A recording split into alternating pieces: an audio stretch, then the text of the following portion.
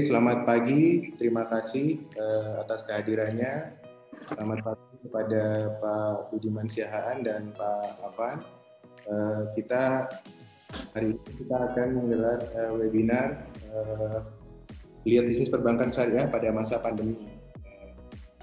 Webinar ini diselenggarakan oleh Bisnis Indonesia dengan menghadirkan Pak Made Yoga Sudarma akan hadir sebagai pembicara dan juga Pak Afan Mawardi sebagai Head Area Kaltim Kaltara dari Bank Syariah Indonesia. Baik, untuk menyingkat waktu, mungkin Pak Afan bisa menyampaikan materi yang akan disampaikan.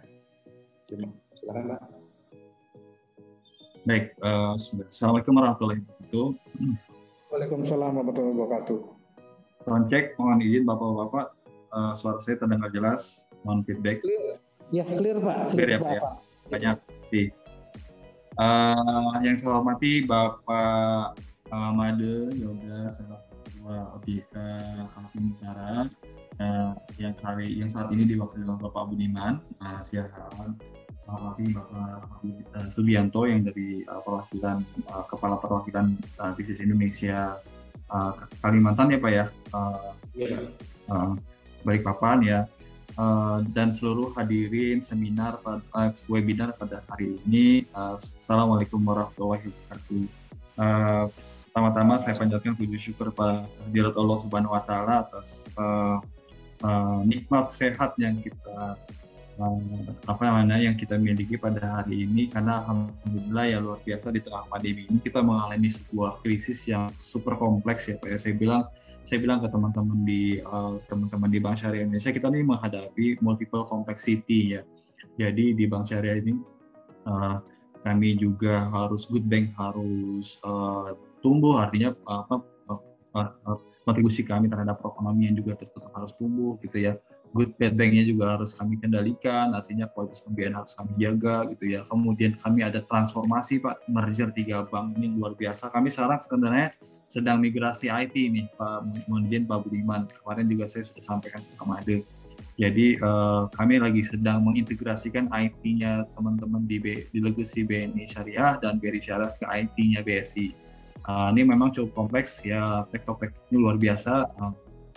At the same time kita juga semua mengalami situasi yang sangat sulit, yaitu pandemi krisis pandemi COVID-19 yang sampai sekarang belum terkendali ya. Jadi memang ini sebuah tantangan luar biasa. Saya pikir ya akhirnya nanti kalau memang kita bisa bertumbuh dengan baik di tengah segala keterbatasan, di segala kesulitan ini, kita akan menjadi pribadi dan pribadi yang jauh lebih baik. Baik Bapak Ibu semuanya, salam dan salam kita curahkan kepada Nabi Muhammad SAW atas curahan beliau sehingga kita bisa menikmati Islam hingga yaumil akhir. Pak Rahmat, mohon izin saya bisa menampilkan slide presentasi saya Pak Rahmat. Baik, pertama-tama saya terima kasih atas undangan Pak Rahmat dari Bisnis Indonesia ya, yang mengundang saya untuk berbicara sharing tentang bagaimana sih strategi perbankan syariah, khususnya Bank Syariah Indonesia menghadapi situasi yang ketidakpastian, situasi yang krisis pandemi yang seperti ini. Memang ini materi ini cukup berat Pak Jidi, tapi saya coba bawakan dengan saya coba berikan apa-apa yang kami lakukan, tapi saya ingin disclaimer terlebih dahulu bahwa apa yang saya sampaikan ini ya boleh dibilang mencerminkan pendapat pribadi pertama. Yang kedua, ini dalam konteks bukan best practice boleh dibilang ya Pak ya, ini hanya sharing pengalaman aja yang dari kami dari Bank Syariah Indonesia bahwa bagaimana kami mengelola strategi kami di tengah pandemi. Karena memang topik ini kemarin hasil diskusi antara Pak Rahmat dengan Pak Made ya Pak ya. Jadi memang ada anomali gitu ya di perbankan syariah ketika tahun 2020 perbankan syariah itu tumbuh dengan baik gitu ya, kualitas juga terjaga, profitabilitas juga meningkat gitu ya. Jadi memang di saat yang sama perbankan konvensional justru menunjukkan sebaliknya gitu. Nah, apakah apa sih sebenarnya yang dilakukan oleh perbankan syariah sehingga bisa menghasilkan kinerja yang cukup solid gitu ya, meskipun di tengah pandemi yang luar biasa. Saya pikir bukan cuma perbankan konvensional, tapi hampir seluruh industri atau nggak seluruh industri, banyak industri yang terdampak ya gitu ya. Ada industri-industri yang meningkat, misalnya kayak seperti industri industri telekomunikasi atau industri forwarding gitu ya, itu semua industri sedang meningkat gitu ya. Tapi anyway, ini saya hanya sharing pengalaman dari apa yang kami lakukan. Jadi dalam arti ini bukan sebuah best practice yang bisa diterapkan di tempat Bapak Ibu semuanya. Jadi Bapak Ibu semuanya mungkin ini hanya bisa menginspirasi, memberikan insight. Jadi saya berikan judul Managing Strategy of Sharia Banking in Uncertainty Environment. Baik Bapak Ibu, mohon izin saya memperkenalkan diri dulu. Baik, mohon izin memperkenalkan diri. Nama lengkap Afwan Muwardi, saya kuliah di Universitas Diponegoro Pak. Jadi mengambil jurusan manajemen, kemudian saya mengambil jurusan Master of Business di Australia di University of Queensland.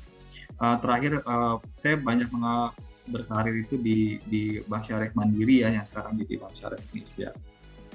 Baik, ini sedikit perkenalan dari saya, jadi mungkin Bapak Ibunya bisa lebih mengenal sedikit. Nah, memang saya awali dulu dengan sebelum masuk ke tema inti, jadi saya awali dengan subjudul Super Strategic Initiative Merger 3 Bank Syariah. Jadi memang merger 3 bank syariah terbesar di Indonesia. Saya pikir ini menarik untuk kita bahas ya sebelum kita masuk lebih dalam. Jadi memang merger 3 bank syariah ini merupakan amanah pemerintah ya Pak Jokowi. Saya pikir ini super strategis ya. Jadi langkah yang benar-benar mengubah konstelasi struktur perbankan Indonesia gitu ya. Jadi perbankan syariah yang awalnya itu kami nggak ada yang masuk top 10 ya, sekarang bahkan udah masuk top 10 ya di perbankan. Nanti kita bisa lihat. Jadi intinya di slide ini saya ingin mengatakan bahwa kita perlu apresiasi langkah yang diambil oleh Bapak Presiden kita gitu ya, Pak Wapres dan Pak Erick Thohir sebagai Menteri BUMN atas kontribusinya sehingga bisa tercipta ya terlahir sebuah bank besar, bank syariah Indonesia.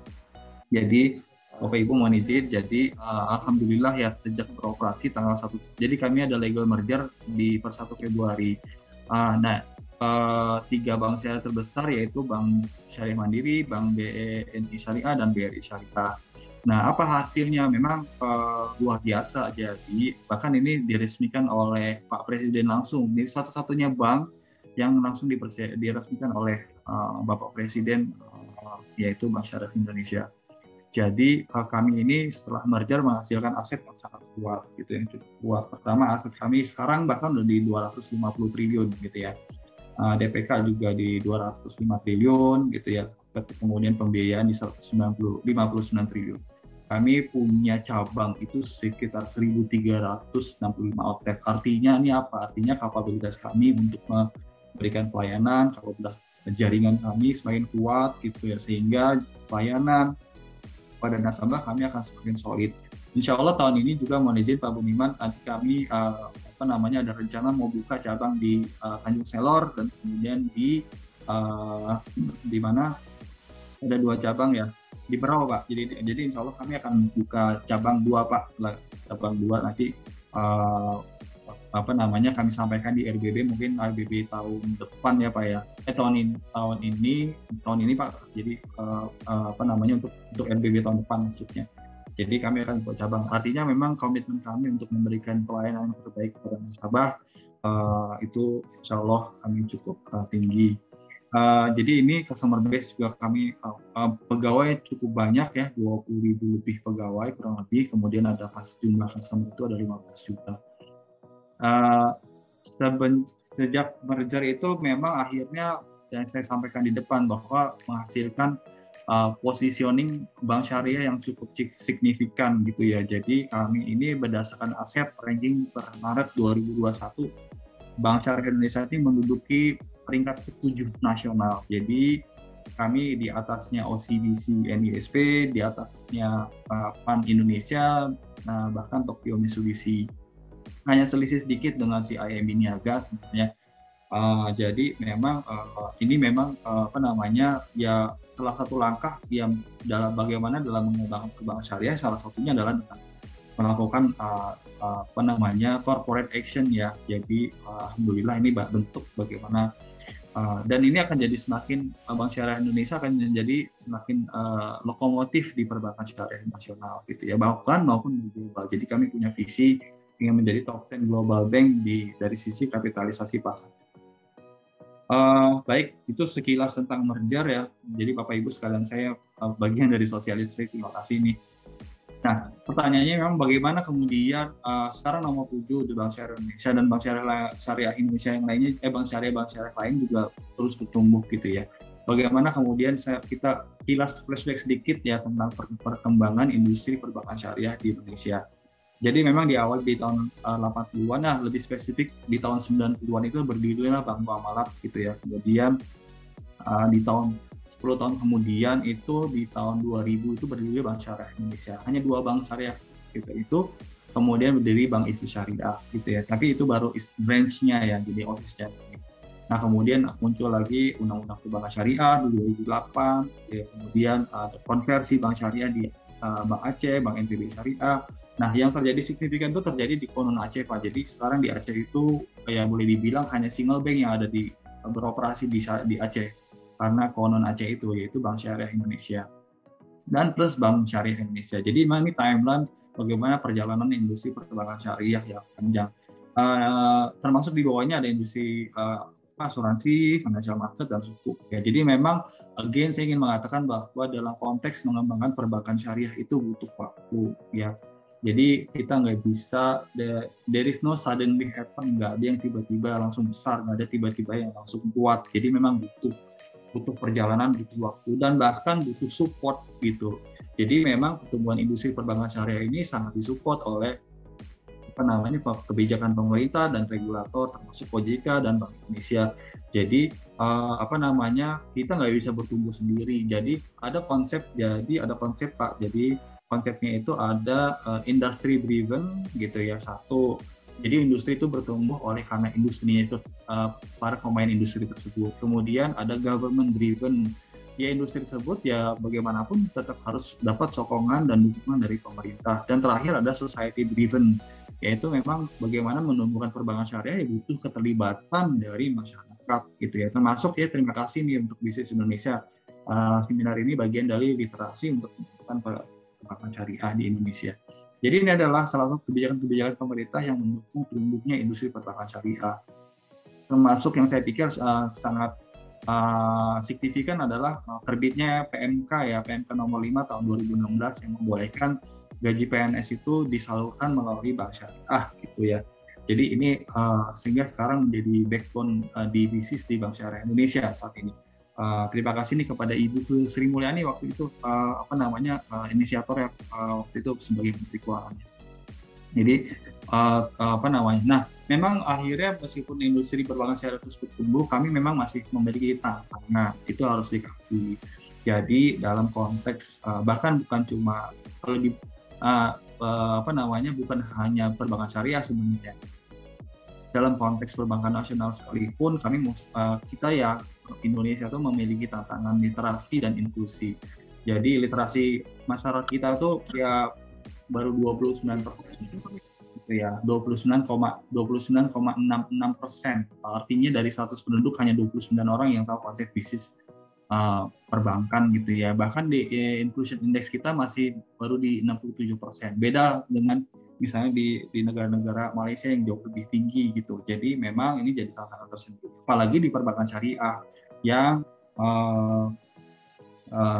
lebih jauh sekali gitu. Jadi hanya 8 dari 100 penduduk Indonesia yang tahu konsep bisnis bank syariah. Artinya literasi indeksnya kami masih punya tantangan. Itulah kenapa yang menjawab market share di perbankan syariah masih sekarang di 7%. Jadi Bapak Ibu, ini memang tantangan yang harus kami hadapi dan bagian dari bagaimana kami mengembangkan industri syariah. Nah, kemudian pertanyaannya kembali hal basic memang perlu kita sedikit bahas bagaimana sih konsep bank syariah dalam menjalankan bisnisnya. Sebenarnya bank syariah adalah ya lembaga yang melakukan intermediasi gitu ya, lembaga keuangan yang melakukan intermediasi baik dari ke deposan ke debitur gitu ya. Tapi dalam konteks proses bisnisnya ada beda signifikan dengan bank umum lainnya, bank konvensional. Jadi kami dalam konteks perbankan syariah ini, kami dalam konteks deposan itu kami menggunakan konsep bagi hasil, nasabah menyimpan dananya di kita. Berbeda dengan bank konven yang memang memberikan return yang kepastian gitu ya, memberikan return yang pasti. Nah kalau bank syariah berdasarkan kapabilitas profitabilitasnya bank syariah, kemudian dibagi hasilkan. Nah bedanya apa dari sisi risiko, manajemen risiko gitu ya. Kalau dalam konteks risk management dalam jangka panjang, ketika terjadi krisis, makanya terjadilah yang disebut dengan negative spread di perbankan konvensional gitu ya. Karena dia mengambil risiko di depan bahwa kita akan ngasih keuntungan sekian gitu. Tapi kalau bank syariah memang berdasarkan kapabilitas perusahaan, kapabilitas bank syariah dalam menghasilkan dana. Dalam konteks menyalurkan dana bagaimana ya, kami sesuai syariah, jadi yang kami tidak boleh menyalurkan ke bisnis-bisnis yang non halal, rokok, hotel non syariah gitu ya. Nah, jadi kami hanya menyalurkan ke bisnis-bisnis yang memang secara bisnis halal. Sehingga konsepnya namanya berbagi hasil, yang sewa bahkan margin. Nah, dalam konteks sewa ini tidak ada di perbankan konvensional. Kalau di perbankan syariah kami ada, sehingga sebenarnya nasabah yang debitur yang membutuhkan pembiayaan atau membutuhkan kredit bisa lebih fleksibel, apalagi kalau konsep sewa ini ya banyak keuntungan bagi debitur gitu ya. Salah satunya kan untuk tax planning-nya, jadi sehingga debitur itu bisa melakukan penghematan pajak ya secara yang dibolehkan governance-nya gitu ya. Jadi konsep sewa ini menarik dan memang jadi salah satu pembeda bank syariah dengan konvensional. Nah, kemudian dari proses interaksi bisnis yang seperti ini akan menghasilkan laba. Laba ini profit kami pasti dizakati untuk bagian dari kontribusi kepada negara dan zakat. Zakat itu dalam konteks umum. Nah, jadi ini adalah konsep proses bisnisnya. Kalau ada pendapatan yang kami ingin memastikan bahwa yang kami bagikan bagi hasil adalah yang halal gitu ya. Jadi pendapatan yang non halal kami keluarkan gitu. Nah, tidak masuk ke dalam pendapatan perusahaan. Misalnya seperti apa? Denda. Nasabah-nasabah yang menunggak dia kena denda, ya pasti dikenakan denda. Tapi dendanya tersebut tidak diakui sebagai pendapatan bank. Tapi dia dialokasikan pada pendapatan non halal. Terus kemudian pendapatan non halal ini untuk apa? Untuk dana kebajikan gitu ya. Kami kan punya lembaga CSR sendiri, bukan CSR, lembaga Lasnas. Nah, lembaga Lasnas ini akan menyalurkan pendapatan non halal yang dikumpulkan dalam 1 tahun buku tersebut. Gitu. Baik, jadi kalau kemudian kita bicara konsep bisnis yang sustainable, kan kita mengenal konsep 3P ya sebelumnya itu. Jadi ada yang namanya konsep people, profit, planet. Bagaimana bisnis itu harus sesuai dengan prinsip bisnis yang berkelanjutan. Artinya apa ya? People-nya dia juga harus, artinya memang mendukung terhadap people ya, terhadap masyarakat gitu ya, kemudian terhadap lingkungan ya, dalam arti bagaimana kami menyalurkan pembiayaan itu mendukung misalnya green financing gitu ya, dan kemudian bagaimana bisnis juga menghasilkan profitabilitas gitu, jadi agar bisnis itu berkelanjutan. Tapi kami di bisnis syariah itu kami mengenal konsepnya prinsip keuangan berkelanjutan sesuai misi Nahdiyah. Jadi kami tambahkan 1P, jadi bukan 3P. 1P lagi apa? Profit. Artinya ya berdasarkan apa yang disampaikan oleh Nabi ketika kami menjalankan bisnis gitu. Yaitu apa? Yaitu makosid syariah. Jadi kami ini ya dalam berbisnis kami ingin menjaga agama, menjaga jiwa gitu ya, termasuk dalam menjaga pikiran gitu ya. Jadi menjaga harta gitu ya. Nah, ini menjaga harta gitu ya. Jadi salah satunya juga bagaimana kami dalam bisnis tuh menjaga harta nasabah gitu ya, dan menjaga keturunan. Nah, inilah sebenarnya konsep bisnis yang 4P yang kami jalankan. Nah, ini sebenarnya sih kami ingin mengatakan bahwa kami ingin berusaha memenuhi ekspektasi seluruh stakeholders gitu ya. Jadi bagi hasil yang kami dapatkan, kami bagikan ke nasabah Deposan, itu bagian dari bagaimana kami memberikan ke nasabah Deposan ya sebagai bentuk customer solutions. Kemudian biaya tenaga kerja itu kan bagian dari bagaimana kami memberikan kontribusi kepada pegawai, kepada people gitu ya. Kemudian kami punya zakat setiap, jadi kami memiliki laba, menghasilkan laba, terus kemudian kami zakatin. Itu bagian dari bagaimana kami memenuhi ekspektasi sosial, yaitu MAP gitu ya. Ada pajak untuk negara dan kemudian laba bersih setelah pajak pada sektor. Jadi inilah bagaimana kami ingin menjalankan bisnis secara adil, seimbang, dan maslahat gitu ya, memenuhi ekspektasi stakeholder. Nah, kita mungkin akan masuk ke inti materi gitu ya Bapak Ibu semuanya. Jadi bagaimana BSI menjalankan strategi bisnis dalam masa pandemi dan menghadapi era digital. Ada dua topik, ada dua sisi. Jadi pertama pandemi dan kemudian era digital. Tadi yang saya sampaikan di awal, mohon izin menyampaikan kembali bahwa industri ini adalah landscape industri perbankan di Indonesia. Kalau kita lihat dari 2017 sampai 2021 per Februari 2021 dari 3 indikator utama gitu ya, aset, financing, bahkan dana pihak ketiga gitu ya, terlihat bahwa Bank Syariah ini selalu di atas perbankan konvensional gitu ya. Jadi mohon izin saya pakai pointer. Jadi kalau boleh dilihat Bapak Ibu semuanya, dari sisi aset gitu ya, perbankan konvensional itu menghasilkan pertumbuhan itu di bawah 10% gitu ya. Sementara perbankan syariah selalu di atas 10%.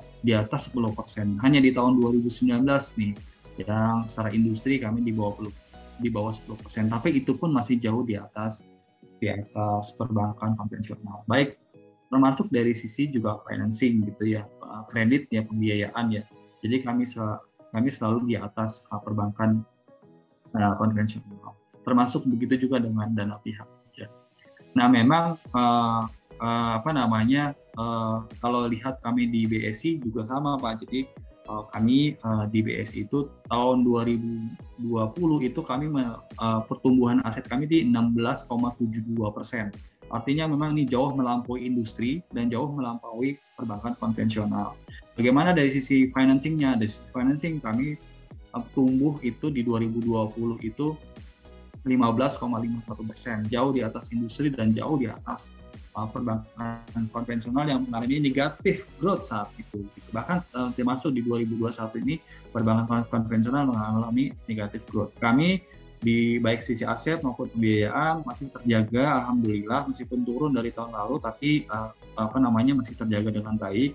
Aset itu tumbuh di 12,65%, kemudian pembiayaan atau kredit bertumbuh di 14,7%. Begitupun juga dari sisi dana pihak ketiga. Jadi memang kami berupaya untuk bertumbuh di atas industri. Karena bagaimanapun tadi saya sampaikan di depan, BSI ini adalah lokomotif industri perbankan syariah. Artinya yang mendorong pertumbuhan industri perbankan syariah ya Bank Syariah Indonesia.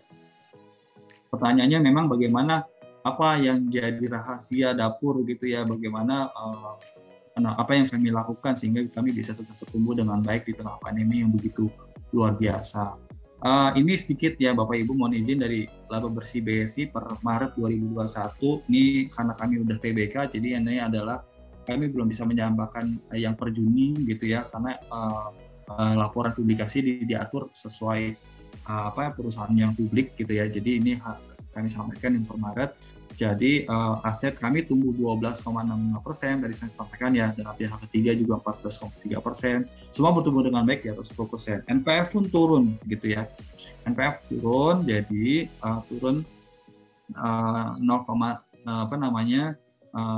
turun 0,26% gitu ya. Cash coverage kami juga meningkat di tengah pandemi ini, karena bagaimanapun perbankan kami harus menguatkan dana cadangan gitu ya. Jadi kami tumbuhkan dana cadangan 47,59%. Sekarang di Maret itu cadangan kami 137,48%. Meskipun kami cadangan menaik nih Pak, mohon izin, laba bersih kami meningkat 12,85%. Hingga per Maret kami menghasilkan laba, membukukan laba 741,64 miliar gitu ya. Jadi alhamdulillah on track. Nah, mungkin pertanyaannya mungkin apa sih yang kami lakukan gitu sehingga bisa menghasilkan kinerja yang cukup baik gitu ya. Nah, memang akhirnya saya ingin mengatakan bahwa tidak ada bisnis yang suddenly happen gitu ya Bapak Ibu semuanya. There is no such thing as suddenly happen. Sama termasuk juga ini Bapak Ibu, jangan menganggap persepsi, oh karena itu syariah mungkin dia suci. Saya punya prinsip begini Bapak Ibu, there is no such thing as to fully to fail. Jadi tidak ada tuh bisnis yang terlalu suci untuk gagal gitu. Jadi kalau memang dalam konteks bisnis yang meskipun syariah, ya tetap harus governance-nya harus dijaga dengan baik gitu ya, manajemennya juga harus dijaga dengan baik gitu ya, strateginya juga harus didesain dengan baik gitu ya, semuanya harus baik. Jadi there is no such thing as to wholly to fail. Jadi meskipun syariah, kalau memang manajemen kami, governance-nya juga nggak proper gitu, strategi kami kurang tepat gitu ya, ya otomatis akan menghasilkan kinerja yang juga kurang menggembirakan. Nah, dalam konteks ini saya ingin mengatakan bahwa untuk kebetulan aja kami menghadapi pandemi itu sebenarnya kalau boleh dibilang kami membangun fundamental itu sejak dari tahun 4 tahun yang lalu gitu, bagaimana kami membangun fundamental bisnis yang baik gitu ya. Apa fundamental bisnis yang baik? Pertama strategi itu kita bicara target segmen. Nah, dalam konteks strategi target segmen ini kami ingin mengatakan bahwa dalam konteks strategi kita harus disiplin dengan ilmu strategi, bahwa kita harus memilih target segmen kita. Meskipun kami syariah, semangatnya syariah, tetap bahwa kami punya kapabilitas yang terbatas, alokasi sumber daya yang terbatas, sehingga strategi kami harus memastikan alokasi sumber daya, alokasi sumber daya yang kami miliki sesuai dengan target segmen yang kami bisa layani gitu ya.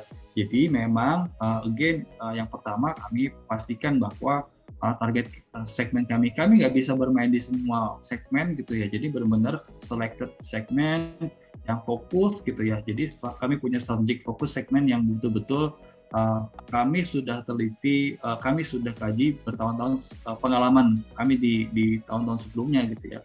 Ada segmen-segmen yang memang kita nggak bisa masuki gitu karena terkait infrastruktur, kapabilitas orang gitu ya, produk kita juga kurang leading gitu ya.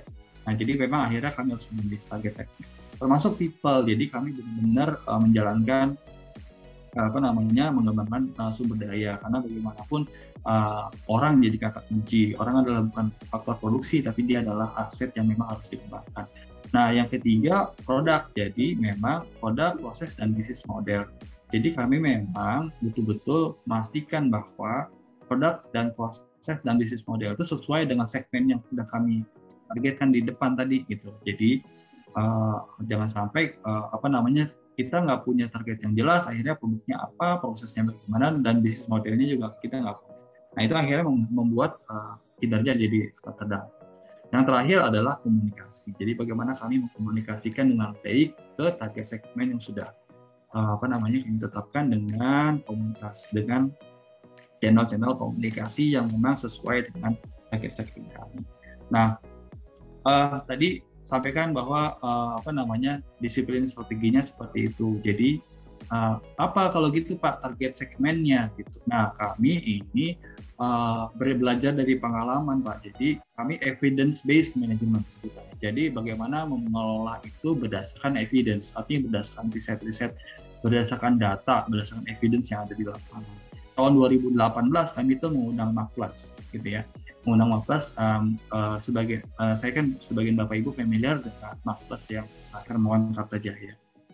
Jadi tahun 2018 kami mengundang Maplas, kemudian kami minta untuk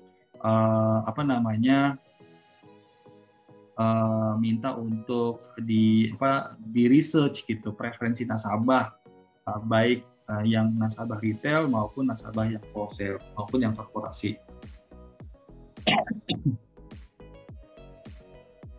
Nah, Jadi hasilnya menarik. Jadi ada apa sih beda signifikansinya yang nasabah, yang preferensi nasabah yang individu, yang retail dengan yang korporasi.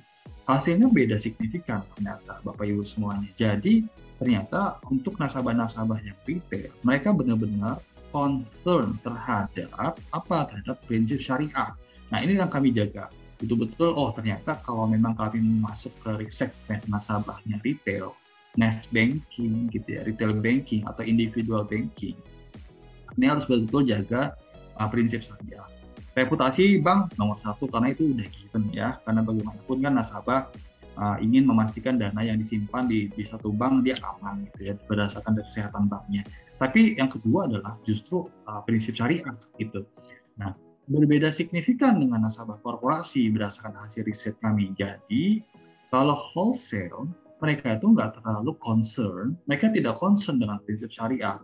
Mereka concern hanya bagaimana rate-nya, apakah rate-nya kompetitif dibanding dengan bank lainnya. Nah, perbandingan bank lainnya ini bukan hanya bank syariah, tapi juga bank konvensional. Bagaimana prosesnya, seberapa mudah, seberapa cepat, dan seberapa mudah proses ketika mereka mengajukan kredit atau pembiayaan di bank syariah. Nah, kemudian prinsip syariahnya bagaimana, ditaruh di paling terakhir. Jadi memang ini dua segmen yang extremely different gitu ya Pak Rahmat ya. Jadi memang kami, ternyata kayak gini, kita baru ngeh gitu ketika tahun 2018 itu kita, ternyata kalau nasabah korporasi itu mereka nggak terlalu concern dengan prinsip syariah, yang penting secara substansi membantu bisnis mereka. Jadi secara mereka concern terhadap hal yang fungsional. Nah, kami nggak cukup dari riset ini gitu ya, jadi kami dalami lebih dalam lagi riset dengan riset selanjutnya. Kami mengundang Mas Yuswo Hadi, ya mungkin Bapak Ibu semuanya ini cukup familiar ya. Nah, saya yakin Bapak Ibu semuanya familiar dengan Pak Yuswo Hadi, Mas Siwo ya, yang sekarang di konsultannya InVenture. Nah, jadi risetnya based on risetnya Mas Siwo gitu ya, panggilannya, Indonesia itu punya potensi besar dalam mengembangkan keuangan syariah gitu ya, jumlah penduduk muslim yang besar. Nah, tapi memang harus diakui itu pun terbagi gitu, nggak semuanya punya preferensi yang syariah. Ada yang sorry Pak Rahmat, ini slide saya bisa dilihat oleh audiens ya, mohon izin Pak Rahmat. Bisa ya? Oke ya, baik.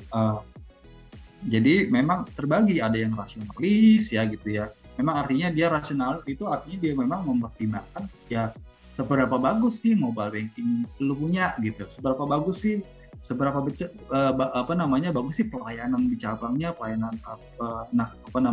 terhadap nasabah, seberapa bagus sih produk-produknya, fitur-fiturnya membantu menjadi solusi kalau nasabah tuh punya kebutuhan finansial kayak gitu. Nah, bagaimana dengan yang benar-benar preferensi benar-benar syariah itu hanya 21% gitu. Jadi yang rasional itu 29%. Nah, jadi 21%. Nah, jadi terus mana dari segmen ini mana yang kami pilih nih? Ada rasionalis, ada universalis. Nah, universalis ini dia intinya dia preferensinya terhadap yang fungsional aja gitu ya, dan sosial bahkan gitu. Nah, ada lagi yang apatis. Apatis ini preferensinya harganya pokoknya paling murah, terserah mau syariah mau enggak. Nah, jadi kami kalau melihat kapabilitas kami, infrastruktur kami gitu ya, kemampuan kami akhirnya harus memilih yang mana gitu ya. Akhirnya kami memilih yang universalis dan konformis. Nah, jadi backbone kami adalah yang pertama adalah yang kami memilih segmen yang konformis gitu ya. Jadi itu backbone customer business kami yang konformis yang pertama. Yang kedua adalah yang universalis. Jadi ini yang kami pilih. Kenapa kami nggak pilih yang apatis? Kami belum punya kapabilitas untuk bisa memberikan harga paling murah di industri gitu ya. Karena saya pikir bagaimanapun industri juga baik konvensional juga harus berhitung ya berkaitan dengan pricing yang sangat kompetitif atau misalnya di bawah rata-rata pasar gitu. Itu kan benar-benar harus dibangun kapabilitas yang luar biasa gitu ya. Bermain di low cost strategi gitu. Nah, jadi memang yang kami pilih yang universalis dan yang konformis. Ini dua backbone customer kami. Nah, bagaimana dengan kalau dalam konteks digitalnya? Nah, gitu. Nah, ini dibagi lagi, dipilah lagi berdasarkan risetnya Accenture.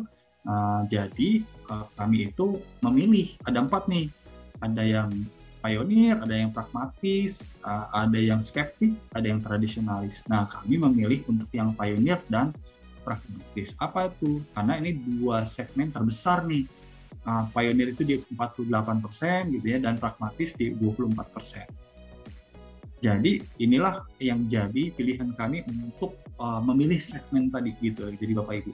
Jadi makanya kenapa ketika saya audiensi dengan Pak Made, Pak Made bertanya apa yang jadi yang jadi kunci teman-teman di Perbankan Syariah tetap bisa tumbuh dengan baik gitu di tengah pandemi. Saya bilang ya ketepatan memilih segmen pasar yang pas gitu Pak. Kebetulan sih pandemi gitu.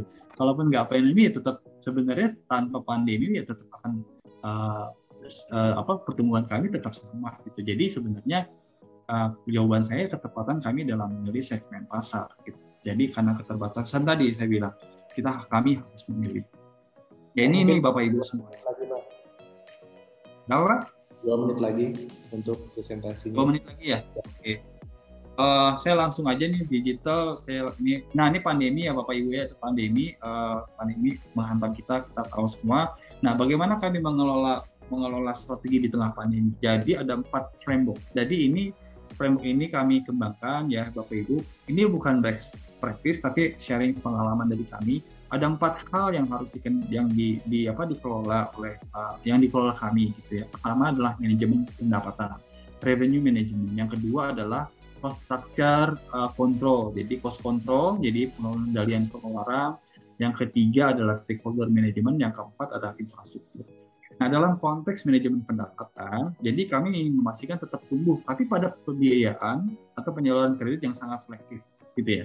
Jadi akhirnya kami harus memilih itu, nggak semua segmen kita kasih pembiayaan. Jadi kami ketika pandemi ini terjadi, kami hanya memilih segmen yang benar-benar source of income-nya tetap terjaga, gitu ya. Itu kata kuncinya. Jadi source of income-nya tetap terjaga. Nah, bagaimana dengan segmen yang lainnya? Akhirnya kamu nggak bisa masuk ke segmen tersebut, gitu ya. Yang kedua, dengan adanya pandemi ini, kami harus memperkuat digital. Jadi pengajuan pembiayaan lewat digital, buka rekening lewat digital, gitu ya. Bahkan kalau kita kehilangan kartu ATM, lupa bawa kartu ATM pun kita bisa mengambil uang tanpa kartu ATM. Jadi kami terus kembangkan digital, karena ini digital adalah bisnis masa depan. Nah, yang ketiga, inilah bisnis yang kami punya backbone bisnis kami yang nggak dimiliki bank konvensional, yaitu pendapatan dari gadai. Jadi bisnis gadai itu adalah bisnis yang nggak dimiliki oleh teman-teman di perbankan konvensional. Jadi kami punya fee base yang cukup signifikan gitu ya. Dan ini kan bisnis gadai ini berkontribusi terhadap pendapatan di perbankan kami. Dan yang pasti pendapatan oleh saudara. Nah, yang kedua mengenai pengendalian pengeluaran. Ya, yang pasti kami jaga CKPN ya sesuai dengan ketentuan regulator, relaksasi. Kemudian ya kami pastikan, ini yang kedua nih Pak, kami ingin benar-benar masuk ke segmen deposan yang tidak sensitif terhadap pricing untuk menekan cost of fund. Karena bagaimanapun mazin saya pakai istilah ada kan petani return ya, return farmer sebutannya gitu ya. Return farmer itu ya kami nggak masuk ke segmen tersebut. Meskipun dananya signifikan, bisa masuk besar, kami tidak akan masuk. Jadi kami hanya benar-benar memilih nasabah retail untuk menekan cost. Yang ketiga, stakeholder management, yaitu layanan digital. Kami pastikan bahwa nasabah aman, reputasi kami tetap terjaga, pegawai juga kami tetap jaga aman. Ya, kita lakukan WFH gitu ya. Kita lakukan WFH, rotasi WFH, WFO gitu ya. Kita bikin insentif gitu ya. Kemudian dengan kita jaga pendapatan kita bisa tetap berkontribusi terhadap pembebasan. Terakhir tentang infrastruktur. Nah, ini strategi tadi Pak. Jadi bagaimana policy, strategi dan infrastruktur itu mendukung kami di era pandemi ini. Jadi memang mungkin saya ingin tegaskan kembali, there is no such thing as suddenly happen gitu. Jadi sebenarnya adalah kalau boleh dibilang apa yang dilakukan oleh perbankan syariah ya sebenarnya itu sudah dibangun sejak lama fundamental tersebut, dan kata kuncinya lagi ketepatan memilih segmen. Baik, ini mungkin saya skip aja. Di era pandemi kami pakai digital gitu ya Bapak Ibu semuanya. Jadi kami punya sekarang mobile banking kami luar biasa, memberikan customer solutions ya cepat, mudah gitu ya. ada juga spiritual value gitu ya, ada waktu sholat, gitu, bisa layanan zakat gitu ya. Kami juga melakukan modernisasi cabang-cabang kami Pak bertahap, dan kami juga melakukan empati ya, jadi bantu terakhir kami bantu oksigen Pak untuk karena pandemi ini saya juga belum dapat update fotonya, mohon izin, tapi kami memberikan bantuan oksigen melalui lembaga lasnes yang kami punya.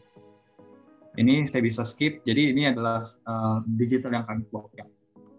Ini adalah komunitas program pengembangan komunitas. Mungkin itu Pak Rahmat yang bisa saya sampaikan, bahwa kesimpulannya memang ya tadi saya sampaikan bahwa there is no such thing as too holy to fail. Bukan karena syariahnya yang maksud saya gini, bukan serta-merta karena syariahnya gitu ya yang membuat kita tuh jadi tahan krisis, bukan, tapi sebenarnya ada prinsip, itu satu hal gitu ya, tapi ada satu prinsip yang harus kita pahami, bahwa ya kita harus benar-benar governance, manajemen, strateginya harus benar-benar on track gitu ya, proper, sehingga kita ketika fundamental terbangun dengan baik, ya kita bisa menghadapi di segala situasi. Demikian dari saya tutup dengan satu hadis, sebaik-baiknya manusia adalah yang paling bermanfaat bagi manusia lainnya. Kurang lebihnya mohon maaf. Assalamualaikum warahmatullahi wabarakatuh. Terima kasih Pak Afan. Selamat datang Pak Made. Selamat datang, terima kasih Pak Rahmat, Pak Afan dan teman-teman semua. Mohon maaf saya telat join karena sebelumnya ada agenda yang lain Pak. Baik Pak. Tadi kalau bisa disimpulkan mungkin ada beberapa hal ya Pak ya. Pak Afan tadi sedikit tadi memang bukan hanya syariahnya tapi juga manajemen 4 hal tadi ya Pak. Termasuk mungkin trust, karena memang bisnis perbankan adalah bisnis trust ya Pak. Mungkin waktu mungkin langsung ke Pak Made, saya bantu share materinya Pak.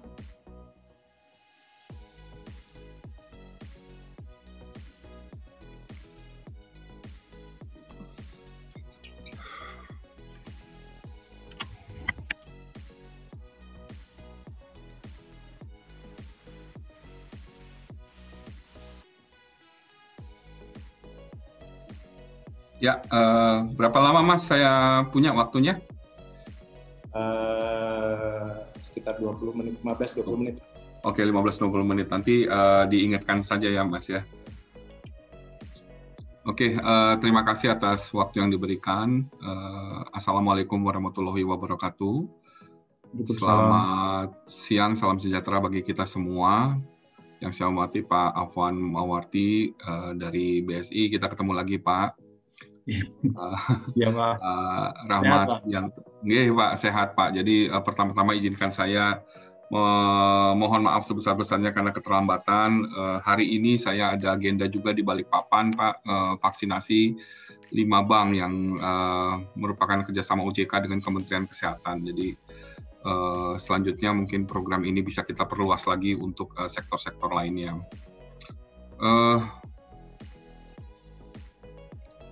Materi yang akan kita bawakan ataupun OJK sampaikan pada kesempatan kali ini adalah ketahanan dan daya saing perbankan syariah di masa pandemi. Mungkin bisa lanjut, next. Ya, mungkin tadi sudah disampaikan oleh Pak Afan ya bahwa kekuatan daripada industri syariah di masa pandemi ini cukup menggembirakan. Karena walaupun di masa pandemi ya Desember 2020 total aset dari perbankan syariah bukan hanya perbankan tapi keuangan syariah itu terdiri dari perbankan syariah, pasar modal syariah dan keuangan non bank syariah lainnya itu meningkat dari 1,468 triliun 2019 menjadi 1.801,4 triliun. Jadi meningkat cukup besar, 22,7%. Kalau kita lihat dari keuangan konvensional itu sendiri ya, kalau perbankan konvensional itu sendiri sebenarnya terkontraksi di masa pandemi ini. Tapi kalau keuangan syariah justru menunjukkan anomalinya. Ya. Selain kenaikan pada total aset keuangan syariah, ada hal juga yang cukup membanggakan di industri syariah kita, di mana Indonesia berhasil menempati posisi kedua setelah Malaysia pada Islamic Finance Development Indicator tahun 2020 Ya, laporan ini dipublikasikan oleh Islamic Finance Development Report 2020. Jadi ini juga merupakan peningkatan dari tahun sebelumnya di mana Indonesia ada di posisi 4. Jadi di tahun 2020 ini di tengah masa pandemi justru keuangan syariah mencatatkan prestasi yang cukup membanggakan. Next. Ya, ini sebenarnya ingin memperlihatkan kondisi ekonomi nasional ya secara makro, di mana perekonomian Indonesia pada akhir 2020 tercatat terkontraksi 2,07%.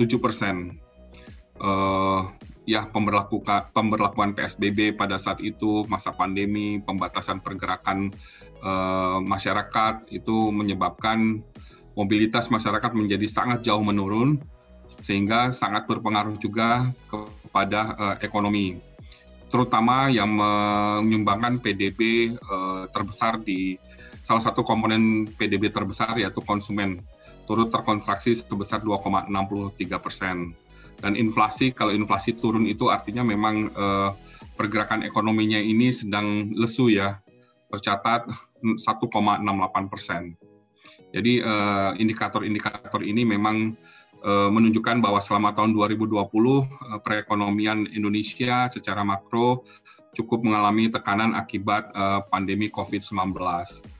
Yang awalnya pandemi COVID ini adalah merupakan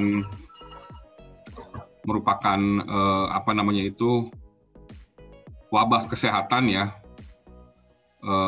Kita dari sisi OJK itu mencoba sedemikian rupa agar pandemi ini tidak menjalar kepada dari krisis kesehatan tidak menjalar menjadi krisis di bidang keuangan.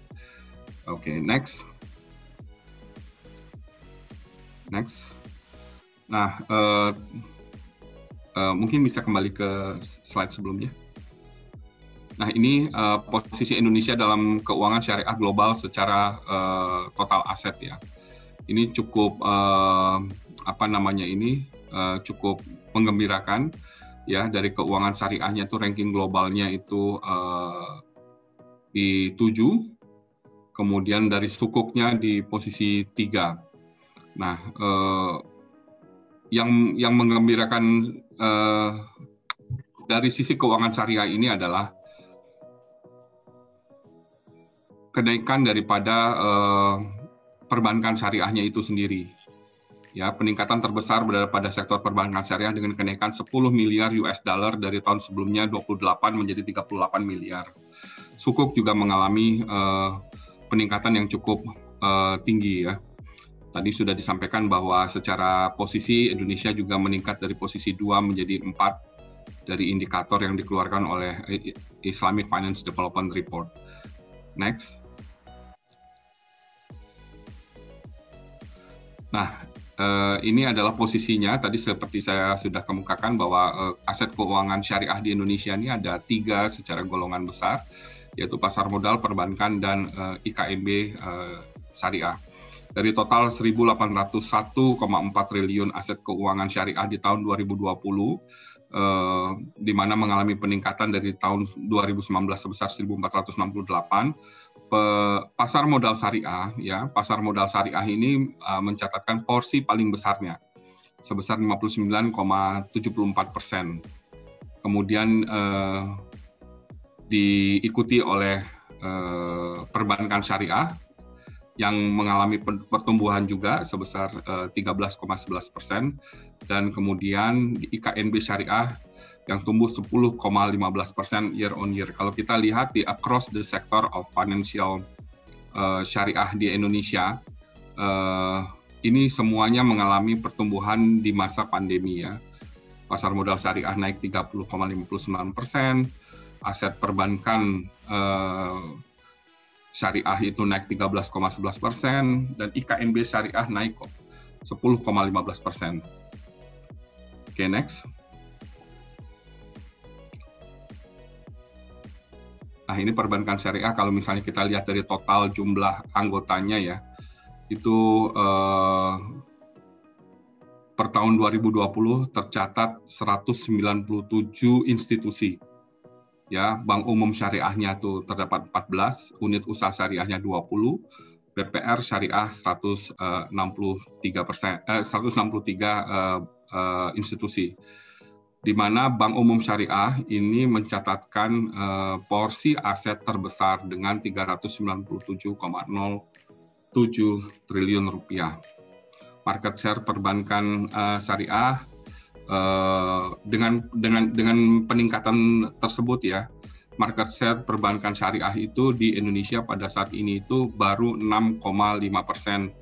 Jadi masih jauh dibandingkan aset perbankan market share konvensional. Jadi menurut hemat kami di Otoritas Jasa Keuangan ini masih terdapat room yang cukup luas bagi perbankan syariah untuk dapat mengembangkan lagi market share-nya. Next.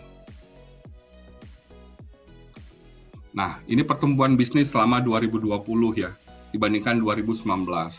Kalau kita lihat aset, baik aset, pembiayaan maupun pertumbuhan dana pihak ketiga, ini perbankan syariah mengalami peningkatan yang cukup menggembirakan selama tahun 2020 dibandingkan 2019. Total aset meningkat 13,11%, ya, di atas aset perbankan konvensional.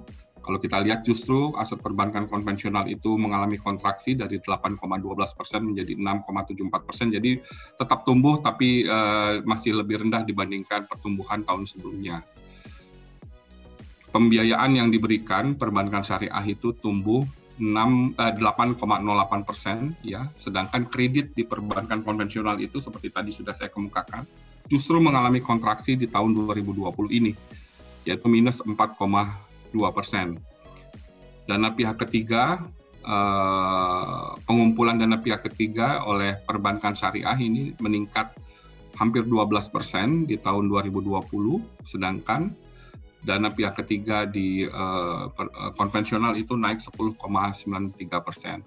Jadi memang naik tipis ya, tapi kalau kita lihat dari sisi aset maupun pembiayaan, industri syariah di Indonesia ini justru mengalami peningkatan yang cukup menggembirakan di tahun 2020. Ini artinya bisnis syariah di Indonesia ini makin lama sudah makin dipercaya oleh masyarakat Indonesia itu sendiri. Oke, next. Kalau dari permodalan kita lihat bank-bank syariah di Indonesia ini cukup kuat ya, cukup kuat di mana total permodalannya dia itu sendiri dari sisi capital adequacy ratio itu berada di atas 20%, yaitu rata-ratanya ada di 21,64%. Jadi cukup cukup menggembirakan juga untuk bank syariah. Jadi artinya kalau dengan modal yang kuat, modal yang itu stabil jauh di atas ketentuan, artinya kita harapkan bersama dengan komposisi modal yang kuat, bank syariah kita ini mampu tahan dari segala bentuk goncangan yang ada.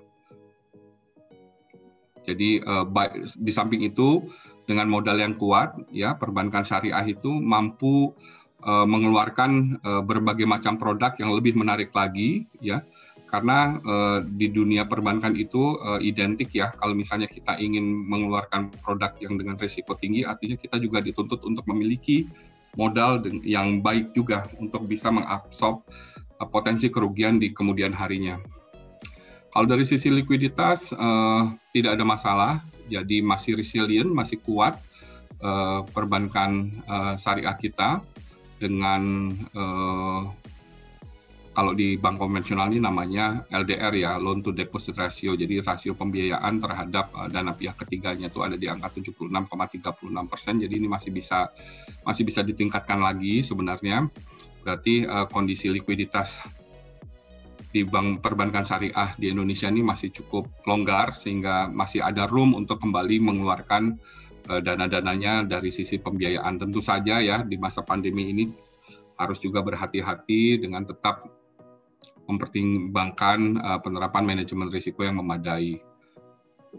Dari sisi BOPO, efisiensi daripada bank umum syariah ini masih sedikit lebih bagus dibandingkan bank umum konvensional. di mana angkanya 85% sedikit lebih rendah dibandingkan biaya operasional di perbankan konvensional yang ada di angka 86,6%. Kalau secara rentabilitas sedikit di bawah ya kalau saya lihat ya, 1,4% dibandingkan rentabilitas yang ada di bank umum konvensional 1,5%. Tapi setidaknya ini menunjukkan angka yang cukup bagus jika berada di atas angka 1%. Oke, next. Nah, kalau kita lihat sendiri dari sisi perbankan syariah, ya, pertumbuhan yang paling tinggi dari sisi pembiayaan ya selama tahun 2020 itu ada di sektor konsumsi justru. Ya, sektor konsumsi total pembiayaannya itu sebesar 186,25 triliun, itu mengalami pertumbuhan year on year 15,21% ya, jadi cukup tinggi ya. Modal kerjanya itu juga meningkat 4,14%. Jadi kalau misalnya 4,14% ini artinya kalau ada peningkatan di sisi modal kerja, dunia usaha yang menggunakan pembiayaan dari sisi konsep syariah ini mengalami pertumbuhan ya. Di satu sisi pembiayaan investasi ini mengalami perlambatan 0,16% year on year, yang sebelumnya naik 14,84%. Jadi memang untuk yang sifatnya jangka panjang seperti kredit pembiayaan di sisi investasi ini adalah pembiayaan yang dilaksanakan untuk jangka panjang. Untuk saat ini mungkin karena terhambatnya berbagai macam proyek yang ada di Indonesia menyebabkan pertumbuhannya juga menjadi terhambat juga. Ya, next. Pertumbuhan dana pihak ketiganya juga cukup tinggi ya. Dana pihak ketiga perbankan syariah ini tumbuh hampir 12% dibandingkan periode sebelumnya. Jadi produk-produk yang ada di perbankan syariah ini sudah mulai menarik dari konsumen. Memang tantangannya adalah bagaimana, tadi sudah disampaikan juga oleh Pak Afan, sebenarnya tantangannya itu adalah bagaimana bisa menciptakan, apalagi di masa pandemi ini, bagaimana bisa menciptakan ataupun menawarkan produk-produk yang memudahkan para konsumen kita ini supaya mau menggunakan teknologi yang ada di bank-bank umum syariah. Ya, tantangannya seperti itu, bahwa demografi pengguna jasa layanan keuangan kita ini sudah mulai bergeser. Dari yang sebelumnya mungkin 10-15 tahun lalu itu mementingkan, kalau tadi istilahnya Pak Afan itu adalah return farmer ya. Return farmer itu adalah yang mengutamakan tingkat suku bunga atau tingkat return yang tinggi. Pokoknya dia akan pergi di mana tingkat suku bunga itu tinggi. Nah, itu mungkin model-model konsumen kita 10-15 tahun lalu. Tapi mulai sekarang dan ke depannya, itu persaingannya tidak lagi di besaran tingkat suku bunga yang dapat diberikan, melainkan kemudahan-kemudahan yang bisa ditawarkan. Nah, dalam hal ini kalau misalnya kemudahan-kemudahan yang bisa ditawarkan, pasti kita bicara terkait produk-produk electronic banking ataupun digital banking. Nah, saya rasa pertumbuhan dana pihak ketiga di perbankan syariah ini ada korelasinya ke sana, di mana bank umum syariah kita ini sudah mampu juga menawarkan produk-produk keuangan digital yang ada di bank umum konvensional. Jadi yang selama ini ingin masuk ke dunia syariah tapi masih terhambat ataupun masih terganjal dengan kemudahan-kemudahan teknologi yang diberikan, di tahun 2020 ini sudah mulai banyak juga yang melakukan perpindahan dananya dari konvensional ke syariah, sehingga pertumbuhan DPK-nya juga terasa di perbankan syariah kita ini. Oke, next. Ya, ini merger ya. Kalau kita lihat dari kawan-kawan BSI ini kan merupakan hasil merger dari 3 bank syariah terbesar di pemain utama lah ya, main player dari dunia syariah di perbankan Indonesia. Jadi BSM, Bank Mandiri Syariah, BRI Syariah, BNI Syariah, ini melakukan merger menjadi BSI dan posisinya langsung melonjak ya. Kalau ini diadu dengan keseluruhan perbankan yang ada di Indonesia, itu bahkan melonjak dari tadinya itu berada di urutan di luar 12 besar, tapi dengan mergernya 3 bank syariah di Indonesia ini, posisinya langsung melonjak ke posisi 7 ya, di antara big player lah di perbankan Indonesia ini. Jadi dengan lompatan yang cukup besar ini diharapkan BSI dapat menjadi pionir perbankan Indonesia di bidang syariah yang bisa menjadi role model untuk produk-produk syariah yang modern ya, yang lebih menarik lagi kepada tentu saja generasi-generasi muda supaya mau, bisa dan mudah menggunakan produk-produk dari keuangan syariah. Oke, next.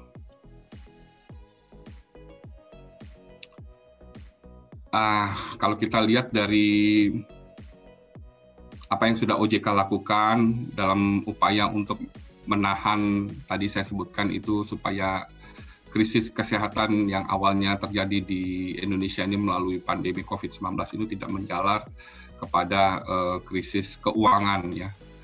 Khususnya di bidang keuangan syariah itu sudah ada beberapa kebijakan-kebijakan yang coba OJK keluarkan. Tentu saja ya, kebijakan-kebijakan ini hasil masukan juga dari para pelaku industri, kawan-kawan itu.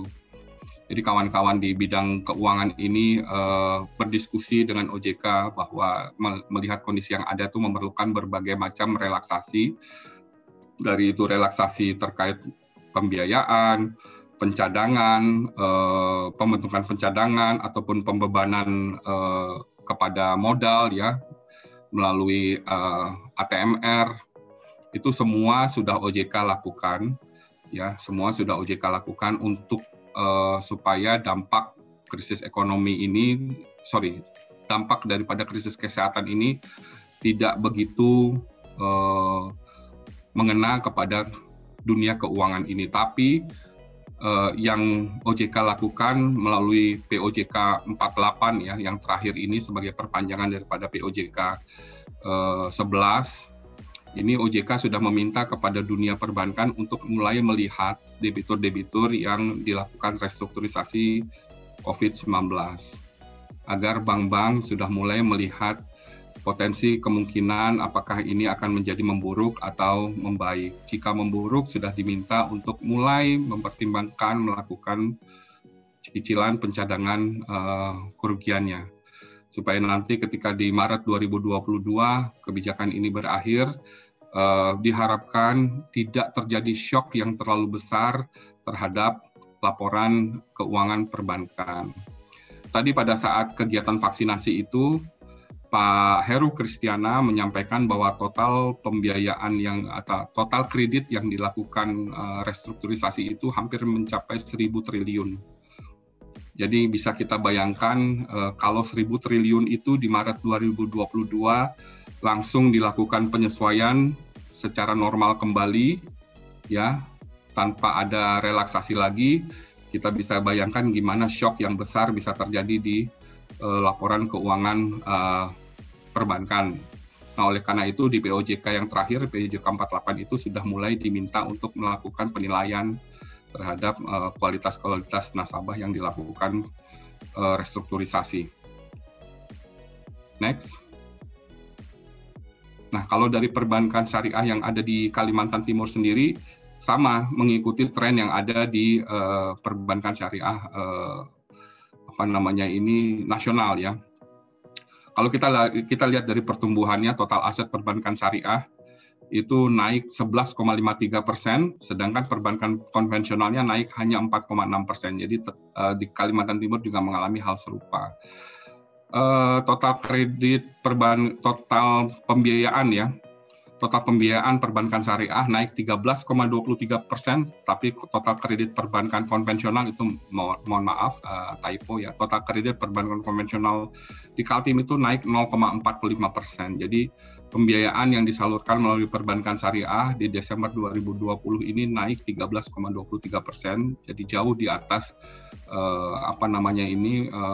kredit perbankan yang disalurkan melalui bank konvensional. Jadi ini merupakan suatu sinyalemen bahwa di tahun 2019 dan 2018 ini perbankan syariah pelan-pelan sudah overtaking terkait pertumbuhannya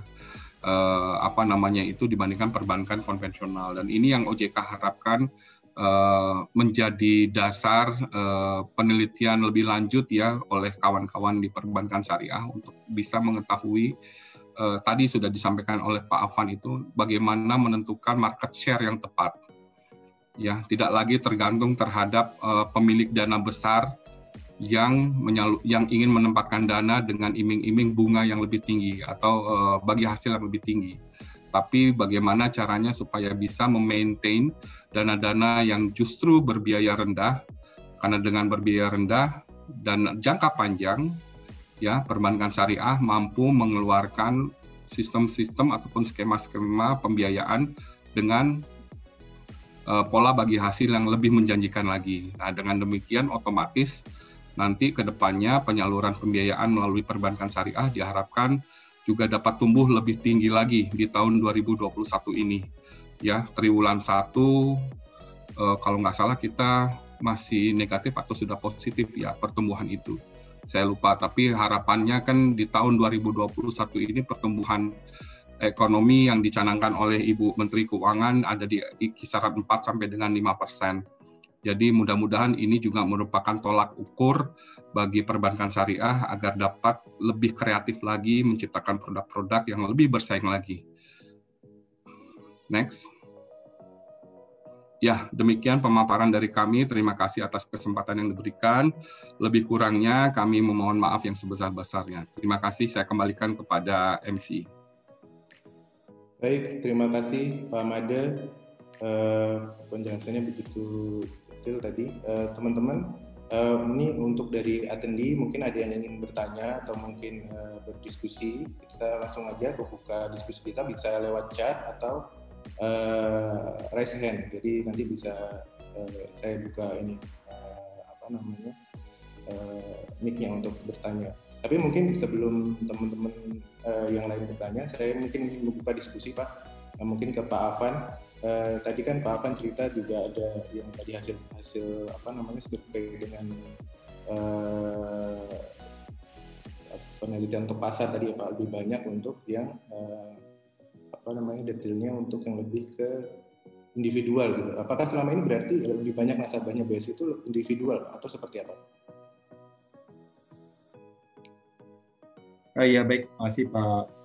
Jadi memang sebenarnya gini, jadi kami memang selama ini juga sudah fokus di sebelum-sebelumnya ya, memang BSI itu atau bahkan saya dari BSI itu tidak fokus Pak, jadi individu yang seperti apa yang kami garap gitu Pak. Jadi sebenarnya ada di slide selanjutnya itu ada, sebenarnya saya sampaikan ada karena kan nggak semua segmen masyarakat itu nggak bisa kita pilih gitu Pak. Nah makanya kita pilih memang segmen-segmen individu yang memang secara dia memiliki source of income yang baik gitu ya, berdasarkan data dari di perbankan, ada data dari Bank Indonesia. Jadi kami memilih segmen-segmen yang memiliki source of income yang baik, kemudian kami juga memilih nasabah individu yang jelas-jelas mereka memiliki kan ada tuh Pak di data di Bank Indonesia kalau kita olah berapa sih jumlah tabungan yang rata-rata di atas 10 juta gitu, di atas 20 juta gitu.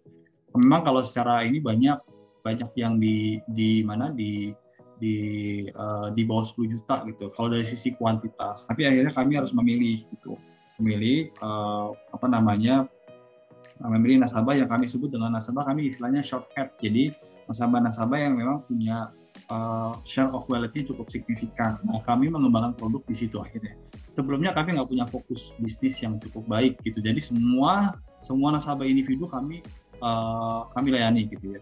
Kami bikin semua jenis produk gitu. Tapi akhirnya karena kami keterbatasan kapabilitas, keterbatasan infrastruktur, Karena kan harus memilih ya Pak ya, akhirnya ketika kami memilih segmen tertentu gitu ya, segmen fokus kami, sehingga produk yang kami kembangkan benar-benar alokasi sumber daya yang kami punya itu benar-benar optimal, sehingga produk, proses, model bisnis benar-benar memberikan jadi customer solution Pak buat nasabah. Sehingga makanya tadi Pak Ade juga tersinggung, itulah yang jadi kata kunci akhirnya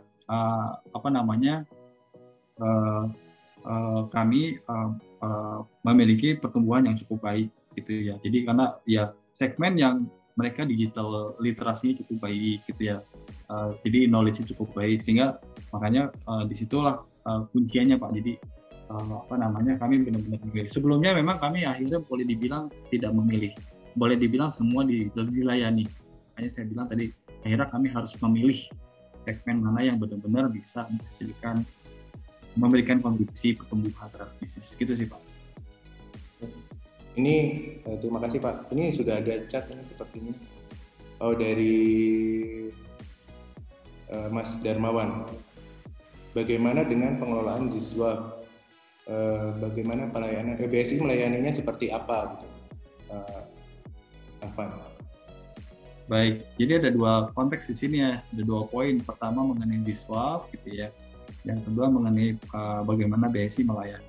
Jadi memang kalau mengenai Ziswap, kami sudah sampaikan tadi di awal bahwa dan kami punya lembaga Lasnas tersendiri, lembaga Amin Zakat Nasional, gitu ya. Jadi kami punya lembaga Lasnas dan sumbernya dari mana Lasnas tersebut? Dari laba perusahaan, gitu ya, zakat perusahaan kami salurkan melalui Lasnas kami. Kemudian dana-dana yang tadi yang kami tidak akui sebagai pendapatan bank, yaitu denda, gitu ya, tadi yang saya sampaikan di depan.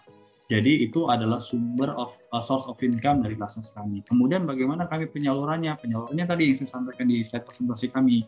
Jadi kami ada sesuai dengan dalam prinsip Lasnas ya. Jadi kami mendorong 8 asnaf itu kan ya. Jadi membantu fakir miskin gitu ya, piatu gitu ya. Bahkan kami juga membangun masjid, membantu banyak gitu ya. Masjid aja kami punya beberapa gitu, masjid yang hasil dari dana Lasnas.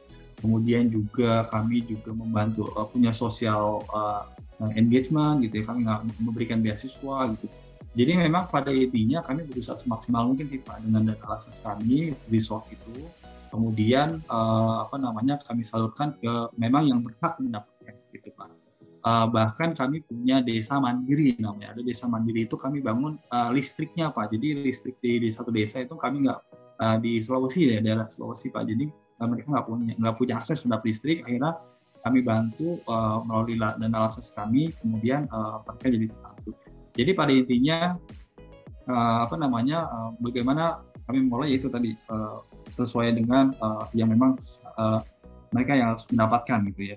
Nah, tapi menariknya Pak, saya ingin sampaikan bahwa jadi dulu kalau Lasnas itu kan melalui cash Pak ya. Jadi melalui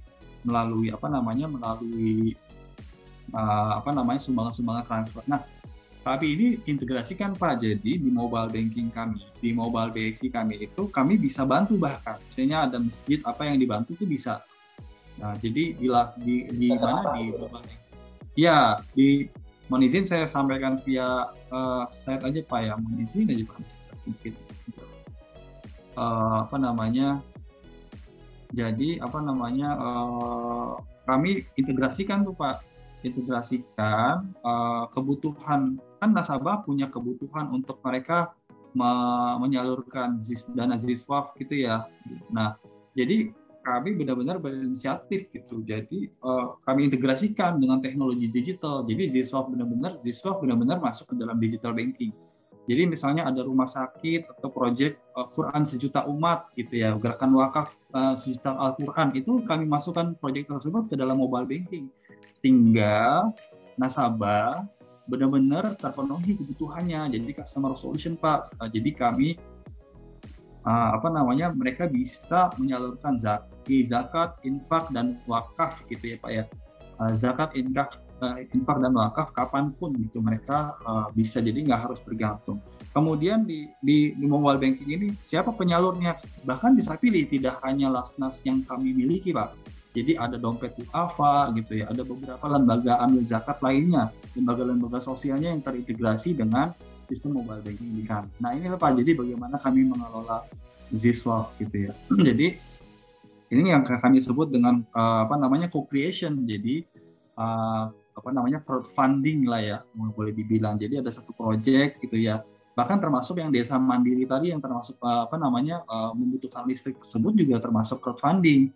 Jadi co-creation dengan masyarakat gitu. Jadi ketika mereka ada pihak yang membutuhkan, kita bisa melibatkan mereka dan dengan mudahnya customer kami bisa ikut terlibat gitu ya. Jadi urun daya dengan yang kami fasilitasi dengan di mobile banking kami. Itu sih Pak, jadi bagaimana kami mengolah, tapi prinsipnya kami akan terus update Pak, maksudnya terus mengembangkan strategi-strategi yang bisa karena bagaimanapun kan ciri khas dari perbankan syariah ini kan di kemampuan kami mengelola dana Zswap. Itu Pak, jadi yang bisa kami sampaikan. Terima kasih. Baik, terima kasih Pak Afan. Ini ada Mas Widi dari IDN Times ingin raise hand, bisa bertanya. Widi silakan, sudah saya unmute. Halo? Ya, sudah masuk suaranya. Oke, terima kasih Mas Rahmat. Terima kasih Pak Afan. Perkenalkan Pak, saya Wibisono Pak dari IDN Time di Balikpapan. Tadi Pak Afan singgung bahwa saya cukup kaget lah bahwa di mana BSI di masa pandemik ini aja pertumbuhannya di atas 10%. Dan beberapa bank konvensional kan untuk meraih pertumbuhan setinggi itu kan sepertinya sulit lah di masa-masa sekarang gitu. Dan tadi juga Pak Ahwan juga singgung bahwa fokus dari BSI sendiri menyasar segmen-segmen individu gitu kan untuk meraih pertumbuhan ini gitu. Tadi Pak Ahwan sempat singgung bahwa mereka dari BSI ini menyampaikan beberapa strategi yang menurut saya pribadi sebagai orang awam ini juga dilakukan oleh bank-bank lain gitu. Tapi pertanyaannya kenapa di BSI sendiri berhasil tapi di bank lain kayaknya belum berhasil gitu. Ini strateginya apa gitu? Apakah mungkin BSI lebih segmented atau dalam artian berhati-hati gitu? Karena beberapa bank lain kan mungkin dalam artian memberikan mungkin kredit yang sedikit istilahnya gitu ya. Kalau bisa berisiko ya, dalam artian ya contohnya mungkin kredit buat investasi pertambangan lah, di mana sekarang pastinya akan drop sekali gitu loh. Ini mungkin contoh kecil aja. Apakah mungkin dari BSI sendiri memang nggak menyasar sektor-sektor yang berisiko ini, meskipun kalau kita tahu pada saat berisiko artinya kan benefitnya lebih tinggi kan, seperti itu gitu. Itu aja sih Pak Afan. Terima kasih Pak Afan. Baik. Mungkin tadi sekilas tadi Pak ya, pertanyaannya mungkin tadi lebih ke strateginya ya Pak. Iya. Ya baik, makasih Pak Widi. Jadi memang saya singgung kita memang memilih segmen ya yang tepat yang bisa kami layani. Kuncinya itu Pak. Nah, apakah kami berhati-hati? Ya perbankan tetap harus berhati-hati Pak. Sebagaimana tadi disampaikan oleh Pak Made ya, bagaimanapun di kondisi pandemi ini kita harus tetap berhati-hati dalam penyaluran pembiayaan. Tantangannya adalah bagaimana kita menyalurkan pembiayaan tapi dengan tetap kualitas pembiayaan yang terjaga gitu. Jadi itu adalah kata kuncinya. Nah, berkaitan dengan sektor pertambangan lain-lainnya, memang ya itu saya pikir memang industri yang sedang sunset ya, hampir di semua perbankan juga kalau kita lihat data dari data industri ya. Jadi memang industri yang sunset, sehingga memang kami di industri bukan cuma perbankan syariah, termasuk perbankan konvensional pun berhati-hati ketika masuk ke sektor-sektor yang sangat risiko. Karena bagaimanapun kan tetap harus dipertimbangkan meskipun demikian kami tetap tetap selektif lah Pak intinya gitu. Jadi kami tidak menutup sama sekali. Nah yang kedua sebenarnya ada yang menarik Pak, jadi kami juga bukan cuma sekedar bertumbuh, tapi juga saya ada data nih Pak. Jadi bahkan pembiayaan terhadap UMKM pun kami meningkat komposisinya ya Pak ya. Jadi mungkin Pak, jadi kami terus terang Pak dalam konteks pemilihan segmen ini, saya coba sampaikan slide Pak yang izin ya Pak. Dalam proses pemilihan segmen ini kami ingin memastikan jadi dua-duanya dapat Pak. Jadi termasuk dalam konteks penyaluran pembiayaan kepada UMKM. Amanat dari pemerintah dalam konteks merger Bank Syariah Indonesia itu kami diminta untuk meningkatkan komposisi UMKM. Slide saya sudah terlihat Pak ya? Ya Pak. Jadi kami diminta untuk meningkatkan komposisi UMKM, dan alhamdulillah komposisi UMKM kami terus meningkat gitu ya. Jadi per Februari per Maret ya, dibandingkan misalnya di 2020 gitu ya, komposisi UMKM kami meningkat menjadi 22,63% dari 22,40%. Sedikit kenaikan, tapi ini angka yang cukup baik di tengah pandemi ya Pak. Jadi memang akhirnya, apalagi kami punya program KUR gitu ya, dan kami juga mendukung program PEN ya. Nah jadi makanya Bapak terkait dengan fokus segmen gitu ya, kemampuan memilih segmen, ya akhirnya saya kembalikan, saya nggak bisa komentari bagaimana bank lain ya, kan saya ngerti, tapi yang saya ngerti adalah di bank kami, inilah yang kami lakukan. Kami hanya memilih segmen-segmen. Kami benar-benar selektif dalam memilih segmen, sehingga yang kami pilih adalah memang betul-betul bisa satu berkontribusi terhadap pertumbuhan, yang kedua terjaga namanya kualitas pembiayaannya. Mungkin itu sih Pak yang saya bisa sampaikan Pak. Baik Pak. Jadi memang lebih khusus gitu ya Pak ya, bagaimana untuk menjaga kreditnya supaya tetap terjaga dan juga berkualitas ya Pak. Ini untuk pertanyaan untuk Pak Made dari Mbak Yanti, bagaimana upaya OJK mendorong peningkatan literasi perbankan syariah? Mungkin Pak Made bisa menjawab Pak. Ya, terima kasih atas pertanyaannya. Untuk upaya kami ya, terus terang dalam kondisi pandemi seperti ini memang agak sulit kalau kita melakukan literasi ataupun edukasi melalui kegiatan-kegiatan yang sifatnya tatap muka. Kami ya apalagi dengan peningkatan kasus yang saat ini terjadi ya agak membatasi diri juga untuk membantu tidak menimbulkan klaster-klaster baru. Namun demikian dalam berbagai kesempatan ya kami selalu ada agenda-agenda khusus dengan kawan-kawan dari perbankan syariah maupun dari keuangan syariah lainnya.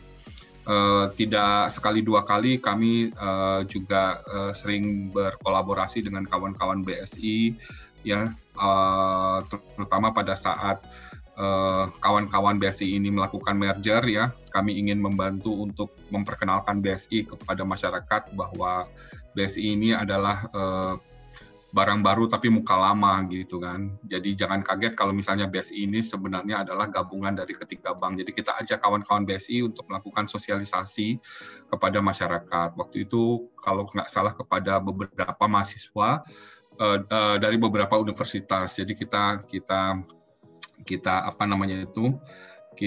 lakukan literasi melalui online seperti ini. Kemudian di tahun 2020 seingat saya juga kami bekerja sama dengan kawan-kawan dari IDX, Ibu Dinda, itu timnya Ibu Dinda yang ada di Balikpapan, melakukan sosialisasi juga ya, sosialisasi bahwa pasar modal syariah itu juga cukup menarik loh gitu kan. Nah target audiens kita pada saat itu adalah sama juga, yaitu mahasiswa-mahasiswa. Jadi upaya-upaya kita untuk melakukan literasi di bidang keuangan syariah itu seperti itu. Tidak hanya perbankan, tapi kita juga memperkenalkan pasar modal syariah. Mungkin demikian bisa saya jelaskan. Baik, Pak Made, terima kasih. Oh, ini ada pertanyaan dari Mas Novi Antara. Walaupun uang nggak ada agamanya, tapi apakah BSI juga menarik bagi yang non-muslim? Mungkin habis ke Pak Afan, kemudian ke Pak Made, karena itu kan menyangkutnya juga soal literasi ya Pak. Mungkin bisa Pak, silakan Pak. Ya mungkin saya duluan kali Pak Afan ya. Ya Pak. Apakah syariah itu menarik juga bagi non-muslim? Saya non-muslim tapi saya punya produk syariah. Jadi saya nasabah lamanya BSM, ya, Bank Syariah Mandiri, dan kemarin saya dikontak, ya saya lanjutkan lagi produknya. Jadi apa ya? Kalau saya pribadi ya sebagai non-muslim ya, ini mewakili konsumen non-muslim nih, tidak memikirkan itu sebenarnya. Jadi di mana saya merasa nyaman, di mana saya merasa aman, ya disitulah saya akan bertransaksi, gitu loh. Jadi literasi seperti itu juga kita sampaikan, gitu loh, bahwa ini sebenarnya barangnya sama, cuma konsepnya saja yang berbeda. Dan saya juga punya rekan-rekan lain di kantor ya, yang kebetulan juga non-muslim, tapi ya sama juga mempunyai produk-produk di perbankan syariah. Jadi tidak ada masalah sama sekali, dan kawan-kawan di perbankan syariah juga more than welcome untuk menyambut nasabah-nasabahnya yang non-muslim. Konsepnya juga saya rasa tidak kalah dengan apa yang ditawarkan oleh perbankan konvensional gitu ya. Kalau saya buka aja produk yang saya punya dari BSM pada saat itu adalah cicilan emas. Nah ini kalau nggak salah saya belum temukan ini di konvensional pada saat itu ya, pada saat pertama kali saya join. Nah karena saya merasa nyaman dengan BSM ya sampai sekarang saya masih melakukan kerjasama dengan BSM untuk produk seperti itu. Mungkin selanjutnya Pak Afan bisa melanjutkan Pak. Baik, terima kasih banyak Pak Made testimoninya ini. Jadi senada dengan Pak Made sebagai salah satu customer prioritas kami nih Pak Made. Jadi memang intinya kami dalam mengembangkan bisnis di syariah ini kan sebenarnya boleh dibilang tadi saya sampaikan di depan bahwa segmen yang kami pilih adalah segmen yang universalis. Artinya memang yang sebagaimana Pak Made tadi sampaikan sesuai dengan hasil riset yang kami lakukan. Jadi memang ya kami memilih segmen yang ya secara function, jadi memang mereka yang ingin benar-benar penuhi kebutuhannya. Jadi fokus di customer solutions gitu. Jadi kalau kami Bank Syariah kan berprinsip universal, jadi siapapun kami layani gitu ya. Kami kami karena kan sebenarnya kebutuhan manusia basic needs-nya sama, makanya kapabilitas kami lah gitu ya yang diuji dalam bagaimana kapabilitas kami bisa memenuhi customer solutions ya, memenuhi kebutuhan nasabah gitu ya. Jadi ya, itu sih kata kuncinya Pak. Jadi kami tidak melihat latar belakang dan segala macamnya itu, tapi kami fokus benar-benar di segmen yang universalis. Jadi ya memang yang fokus di yang memang mereka butuh perbankan syariah karena solusinya gitu, bukan karena embel-embel embel-embel agama dan lain-lainnya, bukan. Tapi karena memang ya karena kapabilitas Bank Syariah memenuhi gitu ya sesuai ekspektasi mereka, ya mereka bisa pilih. Dan itulah fokus di kami. Itulah kenapa kami mengembangkan produk-produk tadi seperti cicil emas, gadai emas gitu ya, yang tidak ada di perbankan konvensional. Bahkan kami mengembangkan mobile banking pun mengintegrasikan layanan Ziswap gitu ya, atau mengintegrasikan layanan yang sesuai dengan kebutuhan nasabah gitu. Jadi intinya adalah ya kami ini bermain di segmen yang universalis gitu. Jadi Bapak Ibu semuanya. Jadi tidak melihat latar belakang segala. Itu sih Bapak Ibu, mohon izin jawaban saya. Ya. Jadi nggak hanya terbatas yang muslim saja, tapi semuanya juga menjadi nasabah dan dilayani oleh BSI. Ini mungkin pertanyaan terakhir dari Mas Beni, raise hand. Silahkan Mas Beni, mic-nya sudah dibuka. Halo, Assalamualaikum, selamat siang. Terdengar suaranya Mas? Suaranya. Halo. Suaranya sudah jelas. Oke, terima kasih Mas Rahmat atas waktunya. Sebelumnya saya mohon maaf karena ini mungkin tadi agak sedikit terlambat ya untuk ngikut presentasi Pak Afwan tadi, agak terlambat masuk begitu Pak. Tadi juga disinggung soal pembiayaan UMKM itu mengalami kenaikan gitu. Nah, ini yang mau saya tahu adalah bahwa mungkin sektor apa sih yang sekarang mungkin menjadi apa ya yang dilayani pembiayaan oleh BSI itu sendiri. Yang kedua, Kalimantan Timur kan sekarang memang lagi apa ya untuk mengimbangi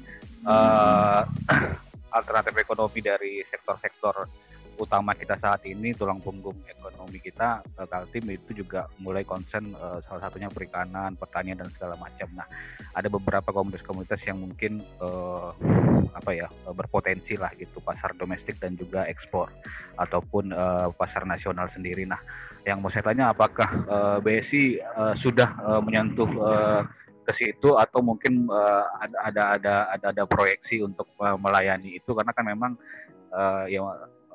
apa namanya perbankan kan pasti dalam memberikan pembiayaan kan butuh pertimbangan kan gitu, apakah ini bisa bankable dan segala macam gitu. Nah, itu mungkin yang pengen saya tanyakan gitu Pak. Terima kasih. Baik, terima kasih Mas Beni. Mungkin Pak Afan bisa dijelaskan sedikit Pak. Masih di mute Pak. Oh, baik. Baik, makasih. Jadi memang berkaitan, tadi saya singgung tentang UMKM, jadi kami memang berkomitmen untuk menggunakan UMKM sebagaimana amanat dari pemerintah ya untuk keberadaan BSI. Jadi Bapak Ibu semuanya, kami punya program KUR ya, kredit usaha rakyat yang kami salurkan melalui seluruh di cabang-cabang kami. Jadi menariknya 3 bank syariah ini kami memiliki produk champion masing-masing Pak. Jadi saya boleh cerita. Jadi BRI Syariah itu sangat unggul di bidang mikronya. Jadi kami memang ketika di merger dengan sementara dua bank lainnya segmen mikronya belum terlalu difokuskan. Sehingga makanya di merger ini jadi produk championnya di BSI. Maka ketika digabung merger, kami bahkan sekarang tumbuh signifikan ya, komposisi naik terus gitu ya. Nah, jadi Bapak Ibu berkaitan dengan UMKM, sektor apa yang ya sektor informal apa yang kami bisa biayai, tapi memang tetap selektif. Jadi memang kami berdasarkan prospek usaha gitu ya semua. Kemudian simpel sih Pak, jadi misalnya prospek usaha apa sih sebenarnya usaha-usaha sektor mikro yang pasti kita biayai, tapi juga dalam kondisi pandemi ini masih berlangsung ya, sektor yang sebenarnya sih yang sektor-sektor yang memenuhi yang bisnisnya itu berkaitan dengan hajat hidup orang banyak gitu, misalnya yang usaha grosir gitu ya, makanan pokok kayak gitu-gitu. Nah itulah memang sektor-sektor yang kita masuki. Nah selain itu kalau dalam konteks Kalimantan Timur gitu ya, ada segmen yang sebenarnya menarik untuk kita eksplor sebenarnya, yaitu adalah petani sawit gitu. Kami fokus tuh untuk memberikan mendukung gitu ya UMKM petani itu petani sawit gitu ya. Jadi kami biayai karena mereka kan punya kebun-kebun gitu ya, kebun-kebun kecil terus kami biayai. Jadi itu Pak, jadi bagaimana kami turut mengembangkan perekonomian di Kaltim ini. Nah, terutama fokus sektor yang tersebut. Jadi memang bagaimanapun kami tetap harus memilih Pak. Jadi intinya ada sektor ada room di situ yang bisa kita kembangkan gitu. Nah, untuk yang mikro tadi Pak, kami punya program KUR, itu juga program pemerintah, jadi bagian dari bagaimana kami mensupport program pemerintah. Jadi pertumbuhannya sangat baik di Kaltim Pak, baik di nasional maupun di Kalimantan Timur. Insya Allah Pak Made nanti kami siap kontribusi maksimal Pak dengan kualitas tetap terjaga. Ya memang akhirnya di lapangan itu kemampuan kami dalam memilih segmen itu aja sih Pak. Jadi segmen-segmen yang tadi yang benar-benar tidak terdampak. Intinya kan di pandemi ini sebenarnya ada segmen yang sebenarnya nggak, justru malah meningkat gitu ya. Jasa kurir gitu ya, jasa makanan yang memang orang akhirnya kan susah keluar, akhirnya pesan makanan baik dengan Gojek gitu ya Bapak Ibu ya semuanya. Jadi ada segmen-segmen yang sebenarnya bertumbuh gitu. Jadi kita dengan pandemi ini nggak semuanya terdampak. kontraksi gitu. Jadi, nah kami memilih segmen-segmen yang bertumbuh tersebut. Itu sih jawaban saya. Mohon maaf. Baik, terima kasih. Mungkin sudah menjawab ya, Mas Beni. Sebelum saya menutup FGD hari ini, mungkin saya bisa sedikit menyimpulkan sebenarnya anomali bank syariah itu karena pertumbuhan itu tadi bukan hanya karena memang syariahnya, tapi juga karena layanannya yang juga sudah terintegrasi. Dan juga tidak hanya untuk Muslim, tapi juga bisa untuk seluruh segmen masyarakat. Mungkin ada closing statement dari Pak Made? Ya, terima kasih. Jadi saya sependapat sekali dengan summary yang disampaikan oleh Pak Rahmat tadi. Itu benar sekali, Pak. Bahwa tantangan dari dunia perbankan syariah khususnya ke depannya ataupun keuangan syariah lainnya itu adalah bagaimana bisa menciptakan suatu produk yang universal. Ya, universal itu bisa diterima oleh seluruh kalangan. Yang kedua adalah kembali saya tekankan mengenai tantangan di bidang digitalisasi keuangan perbankan itu sendiri, ya. Karena ke depannya 10-15 tahun ke depan kita sudah tidak bicara lagi persaingan perbankan itu di seberapa besar return yang bisa ditawarkan oleh suatu bank. Ya, demografi pengguna jasa layanan keuangan ini sudah bergeser ke generasi-generasi yang menginginkan segala macam bentuk kemudahan. Jadi tantangannya ke depan bagi perbankan syariah adalah seperti itu. Terima kasih, cukup sekian dari saya. Baik, mungkin ada closing statement dari Pak Afan? Baik, makasih. Jadi memang Pak Rahmat dalam konteks perbankan syariah ini agar literasi itu meningkat ya memang kita butuh 3 yang tadi saya sampaikan di awal. Pemerintah sudah support maksimal ya, government driven ya, regulator Pak Made, Pak OJK juga support penuh. Kemudian juga kita juga butuh industry driven, artinya memang dari industri itu sendiri memang harus mengembangkan kemampuan mereka bisa memenuhi ekspektasi nasabah gitu ya. Dan yang terakhir saya berharap memang jadi society driven, jadi memang jadi support oleh masyarakat gitu. Termasuk dalam acara ini juga ada bagian dari literasi. Dan insya Allah dengan demikian saya pikir dengan 3 pendekatan tersebut kita bisa perbankan syariah diharapkan bisa dari sisi competitiveness bisa meningkat, kemudian bisa berkontribusi signifikan terhadap negara maupun terhadap masyarakat. Demikian sih dari saya, Mas. Siap, Pak. Terima kasih. Mungkin juga di masa pandemi, jadi yang paling penting yang harus kita lakukan adalah kita juga tetap harus selalu testing, tracing, sama treatment ya Pak. Jadi ketika kita jadi sesuatu kita bisa tahu nanti masalahnya. Dan juga jangan lupa untuk selalu 5M. Mengurangi mobilitas, kemudian menjauhi kerumunan, menjaga jarak, mencuci tangan, dan juga memakai masker. Ini karena kita posisinya virtual, jadi kita bisa menjaga jarak dan juga menjauhi kerumunan gitu. Nanti setelah ini kita juga kembali untuk memakai masker, bahkan sekarang sudah double masker. Oke, terima kasih kepada seluruh partisipan dan juga seluruh panelis yang hadir di FGD kali ini. Sampai jumpa dan sampai bertemu lagi di FGD selanjutnya. Terima kasih. Terima kasih Pak Rahmat, terima kasih Pak Afan. Terima kasih Pak Made. Terima kasih ya teman-teman semua, izin pamit, salam sehat selalu ya. Pamit Bapak Ibu semuanya, sehat-sehat semuanya.